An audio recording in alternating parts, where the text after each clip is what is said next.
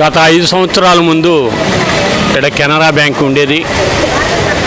ఇక్కడ ఉండేటువంటి విజయ డైరీ కానీ పాలిటెక్నిక్ ఐటీ వాళ్ళకు సంబంధించినటువంటి అనేక అకౌంట్స్, లోకల్గా ఉండేటువంటి భగత్ సింగ్ కాలనీ కానీ జనార్దన్ కాలనీ, వెంకటేశ్వరం, గాంధీగిరిజన్ కాలనీ ఇలాంటి వాళ్ళంతా అకౌంట్స్ ఓపెన్ చేసుకొని ఇక్కడ లావాదేవీలు జరిగేది.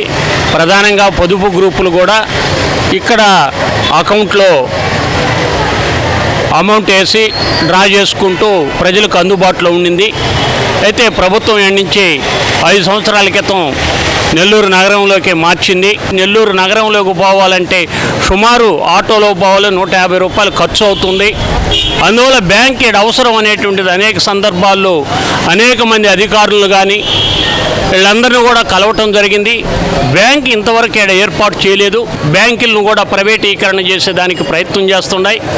అవి ప్రైవేటైజేషన్ చేసేదానికి ప్రభుత్వం ఉండేటువంటిది కార్పొరేట్ శక్తులకి ఈరోజు లోన్లు ఇచ్చి అవన్నీ కూడా కట్టక ప్రజల మీద కూడా భారాలు వేసే పరిస్థితి ఉంది. అందువల్ల ప్రధానంగా ఈ ఏరియాలో ఉండేటువంటి ప్రజలు పోరాడుతూ ఉన్నారు. వెంటనే బ్యాంకుని ఏర్పాటు చేసి రాబో కాలంలో అందరికి అందుబాటులో ఉండేటట్టు బ్యాంకుని ఏర్పాటు చేయాలనేటువంటిది మేము విజ్ఞప్తి చేస్తున్నాం. 4 డివిజన్ల పరిధిలో కెనరా బ్యాంకు వెంకటేశ్వరపురంలో స్టార్టింగు గత 15 ఏళ్ల క్రితం చిన్న బ్యాంకుగా ఏర్పాటు చేసిన బ్యాంకుని ఇక్కడ సిపిఎం పార్టీ కార్పొరేటర్గా ఉన్న సందర్భంలో మేము 50 లక్షల రూపాయలు 4 ఏళ్ల పాటు కనీసం బ్యాంక్ అభివృద్ధి కోసం కార్పొరేషన్ నుంచి ఫండ్స్ ఇచ్చి ఫిక్స్డ్ డిపాజిట్ చేయించాం. 53, 54 డివిజన్ల ప్రజల ఓట్లని ఉపయోగపెట్టుకొని గెలుపు కోసం వీళ్ళ యొక్క ఓట్లను ఉపయోగించుకుంటున్నారు తప్ప ఇక్కడ ఉండేటటువంటి ప్రజల యొక్క బాధలు, ఇక్కడ ప్రజలు పడుతున్నటువంటి ఇబ్బందుల గురించి పట్టించుకోవడం లేదు.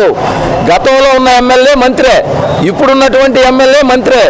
మంత్రులుగా ఉన్నా కానీ చిన్న బ్యాంకు మంత్రి గారి ఇలాకాలో ఇక్కడ 53, 54 డివిజన్లలో 50,000 మందికి పైగా ఆల్రెడీ పాతగా ఉన్న జనాభా ఉన్నారు. కొత్తగా 7,000 టిట్కో ఇళ్ళు వచ్చాయి, 9,000 జగనన్న గృహాలు వచ్చాయి. మొత్తం 1,00,000 మంది జనాభా ఉన్నటువంటి ఈ ప్రాంతంలో బ్యాంకు లేకపోవడం అనేది ఇంతకన్నా ఘోరం లేదు. చిన్న చిన్న పంచాయతీలు, చిన్న చిన్న గ్రామాల్లో ఈరోజు బ్యాంకులు 1కి 2 ఉంటున్నాయి. కానీ 1,00,000 మంది నివాసం ఉండేటటువంటి ప్రాంతంలో బ్యాంకు లేదురా బాబు అంటే పట్టించుకునే దిక్కు లేదు. పార్కులు అంటారు, ఫ్లైఓవర్లు అంటారు, అభివృద్ధి అంటారు. ఇది కాదు ప్రజలకి ఏమి కావాలో, ప్రజలు ఏ కష్టాలని పరిష్కారం కోసం కోరుకుంటున్నారో వాటిని పరిష్కరించండి అని చెప్పి సిపిఎం పార్టీగా మేము ఈరోజు విజ్ఞప్తి చేస్తా ఉన్నాం.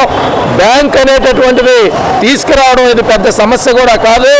ఎప్పటికైనా పాలకులు 53, 54 డివిజన్లలో ప్రభుత్వ బ్యాంకును తీసుకువచ్చేటటువంటి చర్యలు చేపట్టాలి.